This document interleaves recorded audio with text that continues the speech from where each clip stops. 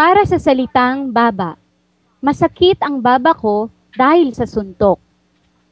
Para sa salitang baga, masama ang sigarilyo sa baga natin. Para sa salitang balat, sa panahon ng taglamig, ang balat ay nagiging tuyo.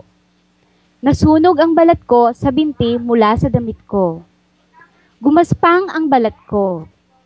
Mahapdi ang balat ko dahil sa sunburn. Para sa salitang balikat, masakit ang balikat ko. Para sa salitang baywang, masakit ang baywang ko dahil sa pagsasayaw ko kagabi. Para sa salitang bibig, maingay ang bibig mo. Ang laki ng bibig mo. Para sa salitang binti, makinis ang binti ni Kate. Namamaga ang binti ko. Para sa salitang bituka, nagluluto sila ng bituka ng baboy.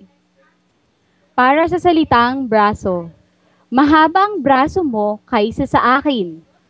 Ilabas mo ang braso mo. Habaan ninyo ang manggas kasi mahaba ang braso niya. Para sa salitang buhok, nagsawa na ako sa mahabang buhok. Kailangang shampoohing malimit ang buhok. Nakita ko ang puting buhok mo. Sinuklayan ko ang buhok ko. Para sa salitang buto, nabali ang buto ng paa ko. Para sa salitang daliri, mahaba ang daliri mo kaysa sa akin. Para sa salitang dibdib, masikip ang dibdib ko.